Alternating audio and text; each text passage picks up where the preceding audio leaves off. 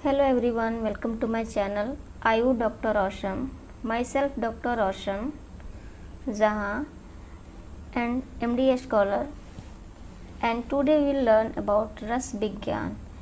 ठीक है, तो यहाँ पे हम बेसिकली जितने भी रस के बारे में बताया गया है और इससे रिलेटेड जितने भी क्वेश्चंस आते हैं ये सारे इस टॉपिक में कवर हो जाएंगे और हम कंपैरेटिव स्टडी देखेंगे चरक सुश्रुत अष्टांग हृदय के अकॉर्डिंग. ठीक है ना, ये बहुत ही इंपॉर्टेंट टॉपिक है AIA PGET exam point of view से और इसके साथ साथ सारे comparative exam point of view से. ठीक है, तो हम यहाँ सबसे पहले देखते हैं जो रेफरेंस ये कहाँ कहाँ वर्णन किया गया है. इसमें चरक सूत्र 26 में और अष्टांग हृदय में ये 10 में एंड सुश्रुत सूत्र 42 में बताया गया है. ठीक है, तो एंड नेक्स्ट अब हम देखते हैं रस. ये बहुत इम्पोर्टेंट है. रस योनि जल होता है, रस द्रव्य जल एंड पृथ्वी. रस विशेष निवृत्ति यानी कि जो डिफरेंट रस की हम अनुभव करते हैं, जो खाते हैं, इसका जो रीज़न है ये वायु, अग्नि और आकाश महाभूत है. ठीक है, रस संग्रह पूछा जाए तो 6 जो मधुर अम्ल कटु तिक्त कषाय है, और रस संयोग यानी इसके परम्यूटेशन कम्बिनेशन से कितने संयोग बन सकते हैं. 6 रस, 5 रस, 4 रस, 3 रस, 2 रस. ठीक है, तो ऐसे में 57 होता है. और रस विकल्प 57 प्लस रस संग्रह को ऐड कर लेते हैं तो 63 हो जाता है और रस की संख्या भी 63 बताया गया है. ठीक है, ये बच्चों को कन्फ्यूजन इसमें क्या होता है. सबसे पहले एक तो रस योनि एंड रस द्रव्य. ठीक है, रस की विशेष निवृत्ति याद रह जाता है. रस योनि जल है एंड रस द्रव्य. ठीक है, ये क्या है, जल एंड पृथ्वी. सेकेंड चीज़ रस संग्रह और रस संयोग में. ठीक है, तो रस संग्रह तो 6 है. ठीक है, और संयोग 57 है. विकल्प क्या है 63 एंड रस संख्या 63. यहाँ पे सबसे मेनली रस संग्रह एंड रस संख्या. ग्रह, इसमें ग्रह है उसमें 6 है और इसमें संख्या है तो ढेर सारी संख्या. ठीक है ना, तो ये हो गया 63. नेक्स्ट हम देखते हैं रस संख्या डिफरेंट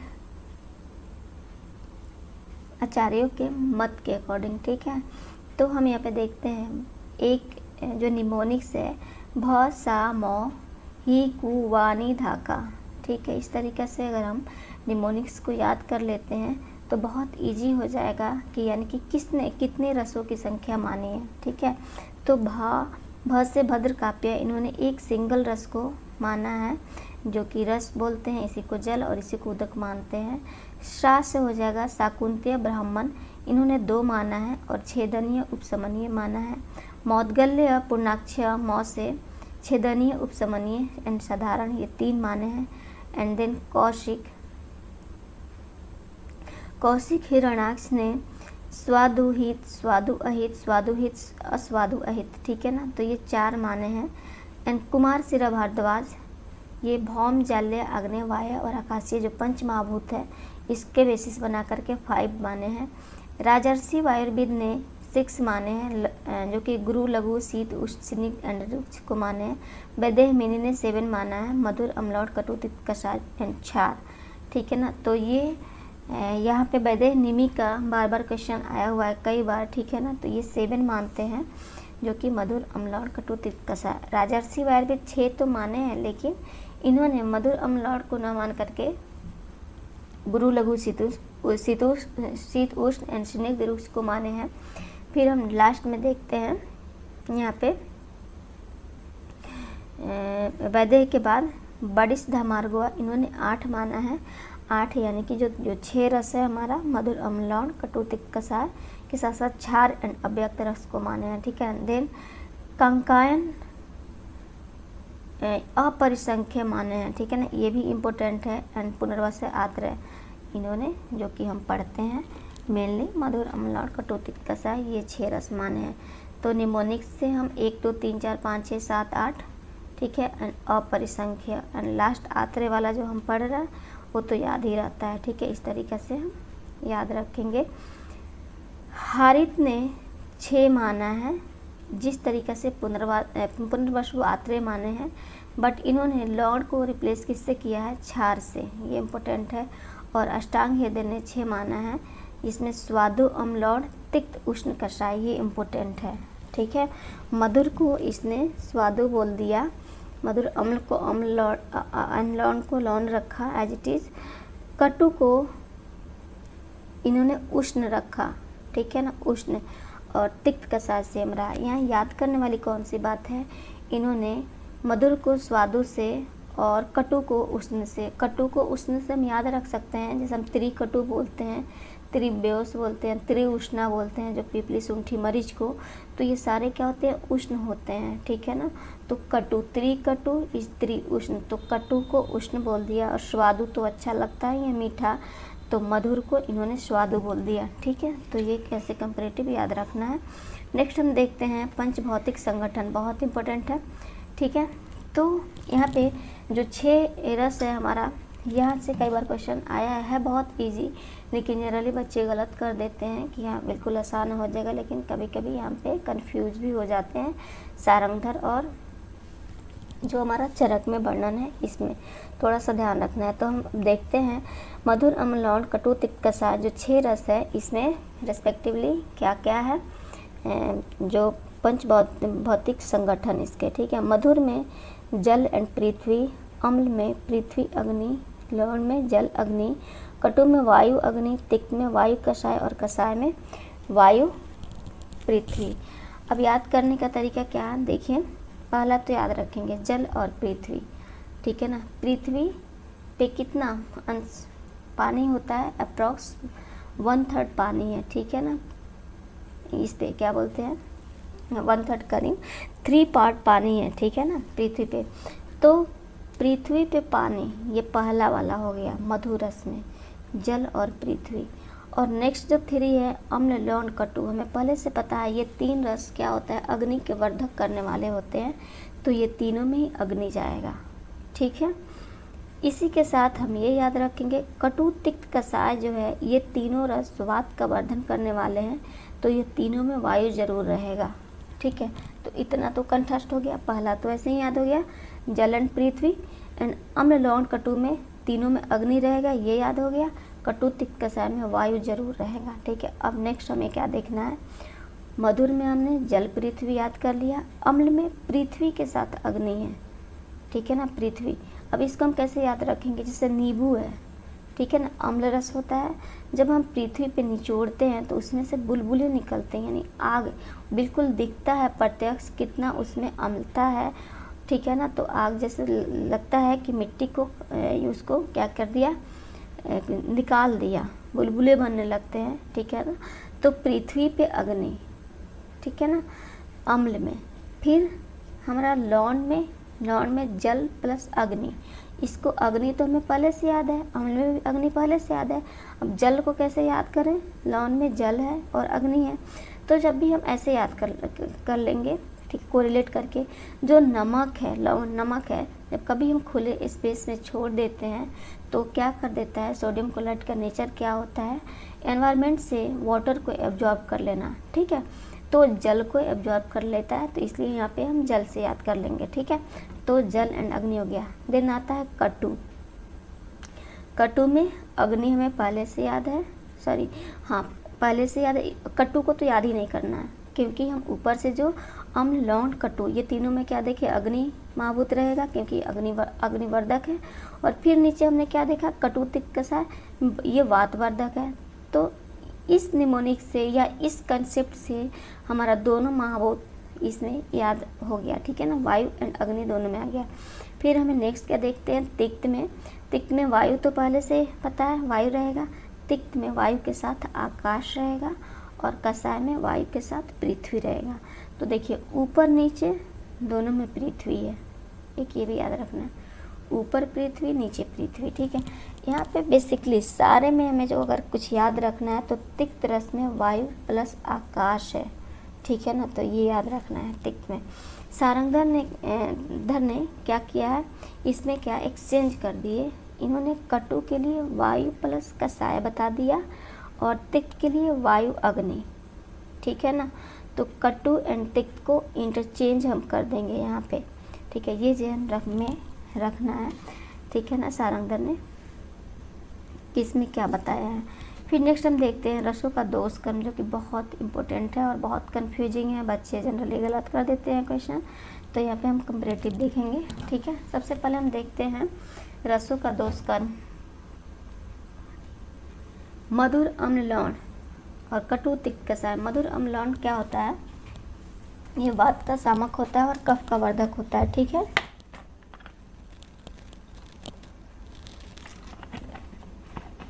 कटु तिक्त कषाय वातवर्धक कफनाशक, जो कि सबको पता है। अम्ल लौण कटु पित्तवर्धक एंड तिक्त मधुर कषाय पित्त शामक है, ठीक है। इसमें कुछ गुण बताए गए हैं, ठीक है ना, जो न्यूनतर और तम के बिहार पे, ठीक है। जो गुण है शीत उष्ण रुक्ष स्निग्ध गुरु और लघु। जो शीत गुण है ये क्या है, जो शीत गुण है ये न्यून है तिक्त में, और तर है कषाय के लिए, और तम है मधुर के लिए, ठीक है ना।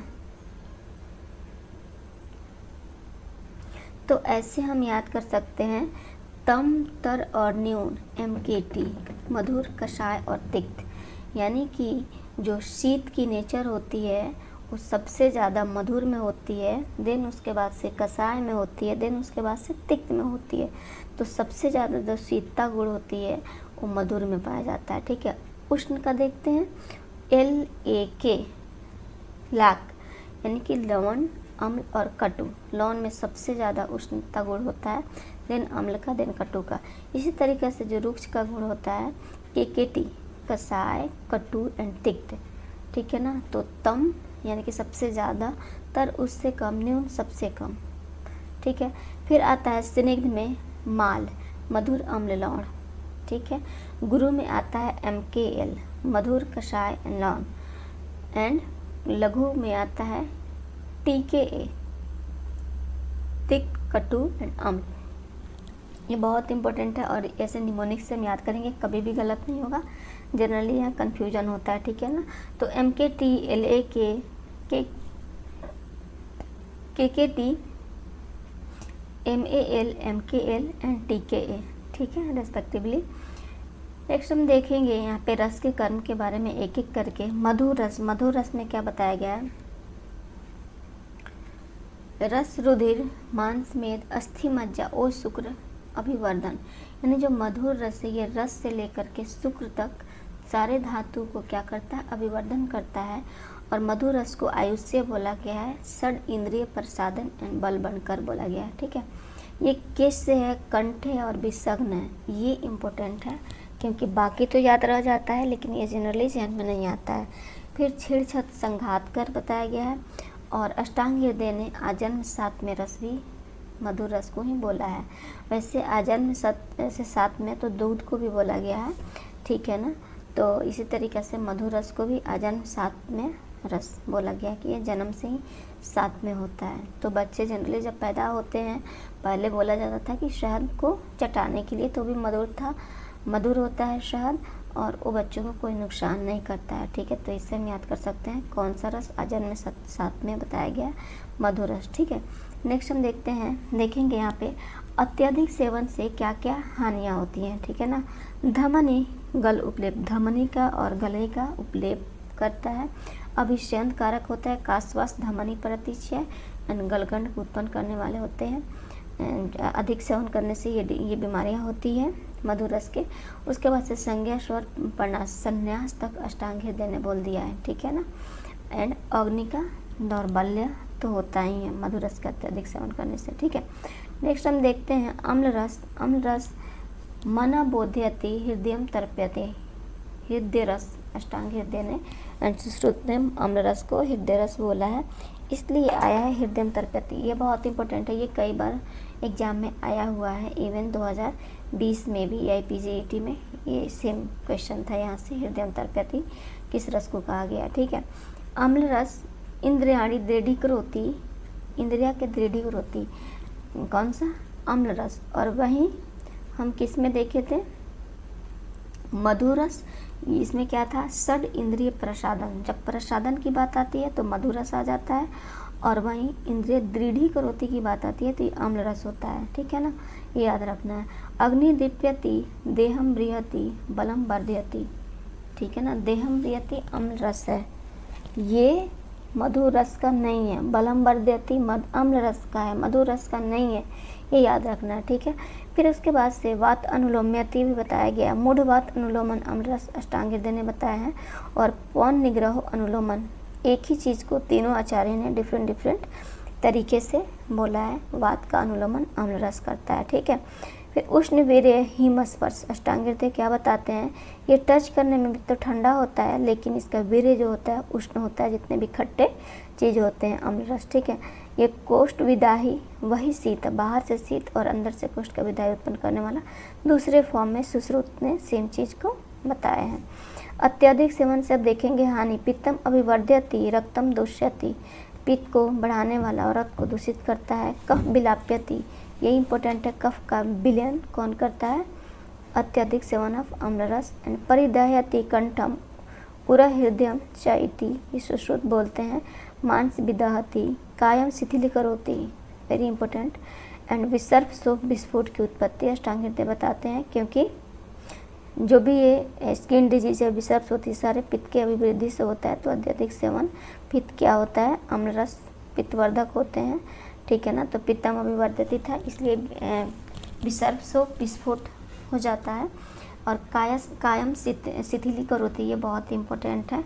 एंड कफ विलाप्यति, ये भी इम्पोर्टेंट है। देन हम नेक्स्ट देखते हैं लवण रस। लवण रस क्या होता है, सर्व रस प्रत्यनिकृत, यानी सारे रसों के ज्ञान कराने में हेल्प करता है। ठीक है ना, सर्वरस प्रत्यनिकृत इम्पोर्टेंट है। कफ विषयन्यति, कफ विलाप्यति कौन करता है, विलयन का काम अम्ल रस, और विषयंदन का काम कौन करता है, लवण रस। मर्गान विशोध्यति, यानी सारे मार्गों का शोधन भी करता है, इसलिए क्या करता है, जनरली हम देखते हैं क्या कि लवण रस का प्रयोग जितने भी पंचकर्म होते हैं, मेडिसिन प्रिपेयर होता है तो उसमें लवण को ऐड करते हैं। ठीक है ना, तो ये सारे मार्गों को विशोधन करता है, साथ साथ कफ का विषंदन भी करता है।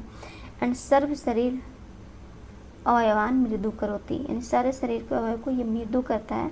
ये हम ऐसे याद कर सकते हैं, जब इंसान की मृत्यु हो जाती है किसी रिलीजन में, तो उसमें क्या करते हैं, नमक के बोरे रख करके उसको मिट्टी के अंदर गाड़ते हैं, ताकि जो जिस्म है वो जितना जल्दी हो सके वो क्या सड़ जाए। ठीक है ना, तो मृदु कर दे, सड़ जाए।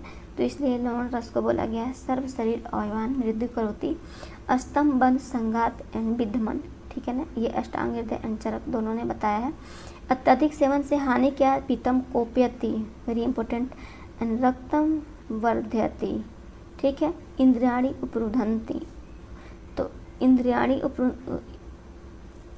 उपरूणाधि, यानी कि सारी इंद्रियां क्या करते हैं, यानी कि अपने काम करने में सक्षम नहीं हो पाते हैं अत्यधिक सेवन से। ठीक है ना, इसका मतलब ये हुआ।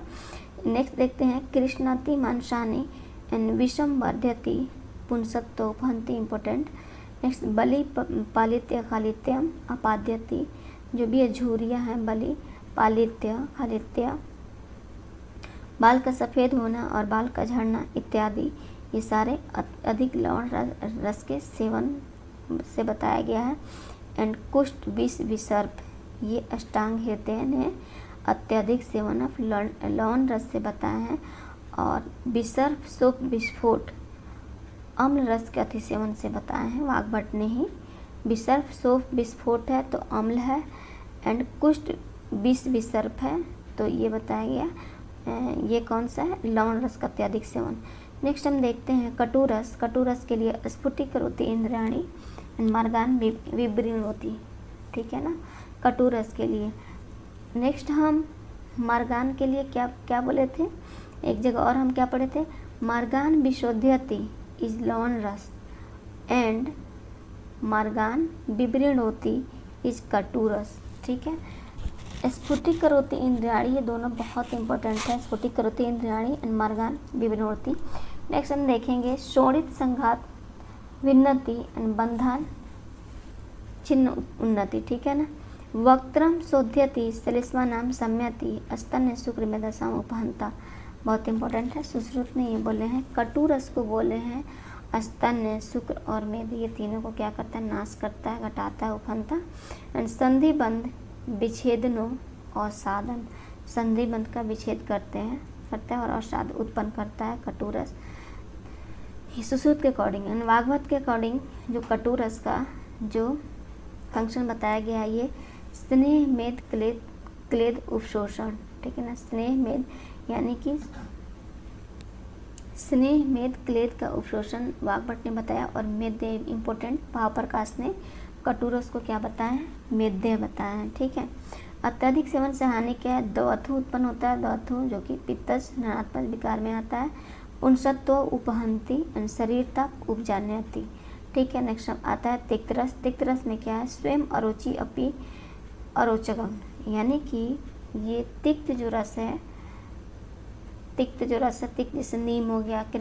तिक्त रस के बारे में, तिक्त रस क्या होता है, स्वयं अरुचि अपि अरोचकम, यानी कि ये जो रस होते हैं तिक्त रस, ये स्वयं अरुचि यानी कि ये खाने में अच्छा नहीं लगते हैं, अरुचि कर होते हैं, लेकिन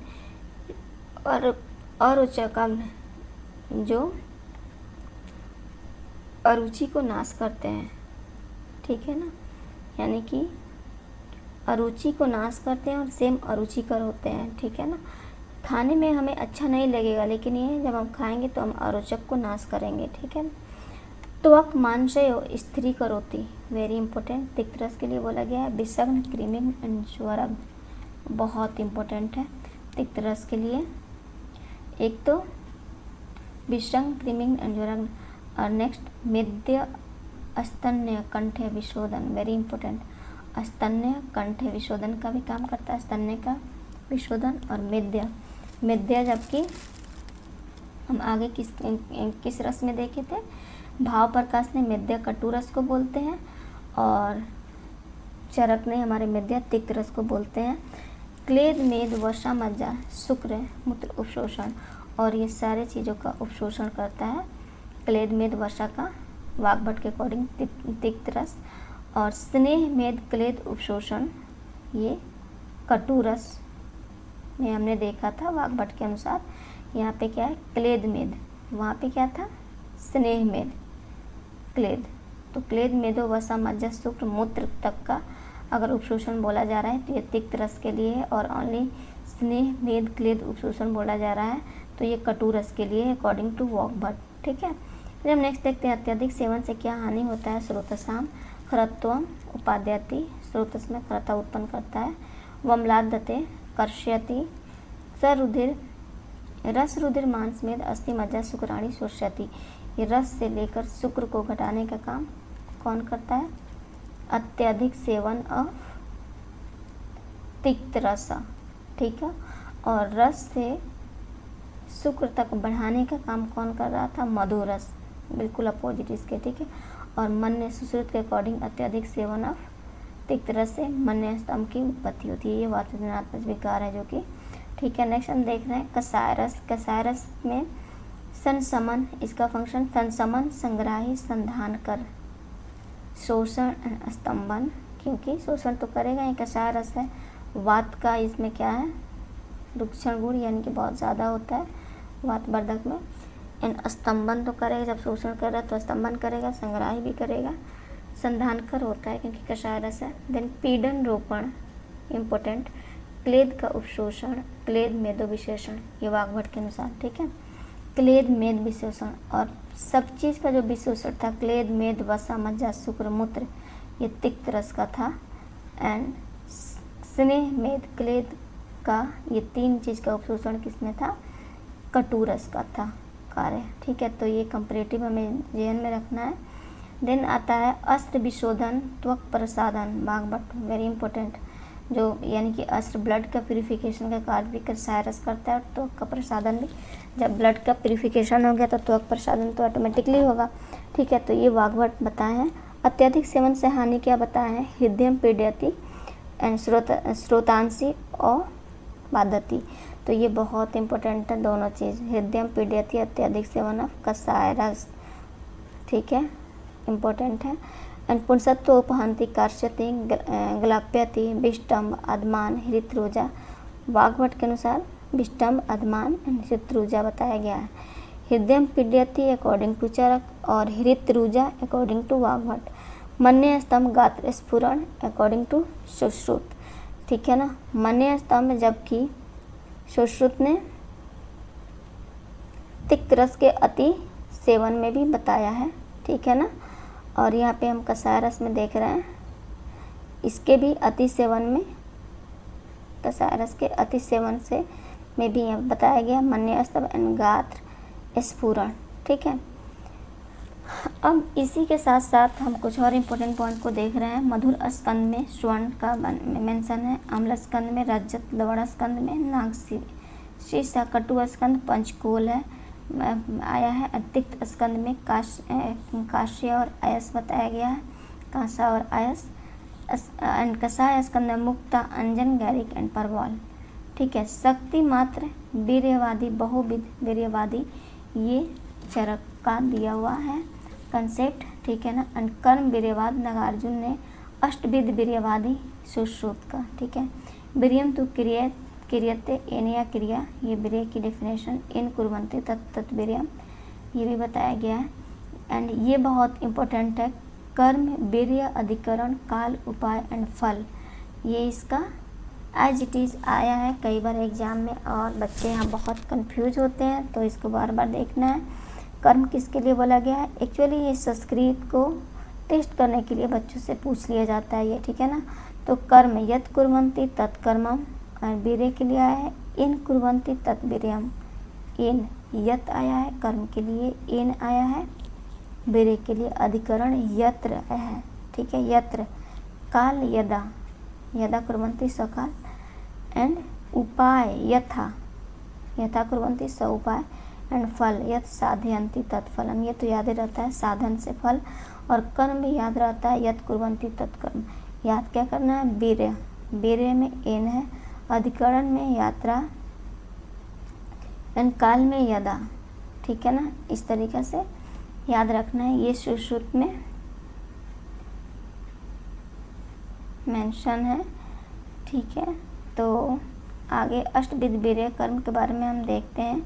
उष्ण स्निग्ध एंड वीर्य, उष्ण स्निग्ध एंड वीर्य, उष्ण स्निग्ध वीर्य जो है वातग्न होते हैं। मधुर शीत पिच्छिल वीर्य पितग्न होते हैं, इम्पोर्टेंट है ये। उष्ण और स्निग्ध वीर्य वातग्न, मृदु शीत पिच्छिल वीर्य पितग्न, तीक्ष्ण रूष विशद वीर्य कफग्न होते हैं, ठीक है। जठरेण अग्निना योगात यत् उदेते उदेति रसांतरम रसनाम परिणामन्ते सविपाक इत्यस्मै, ठीक है। विपाक भेद यहाँ पे बताया गया है।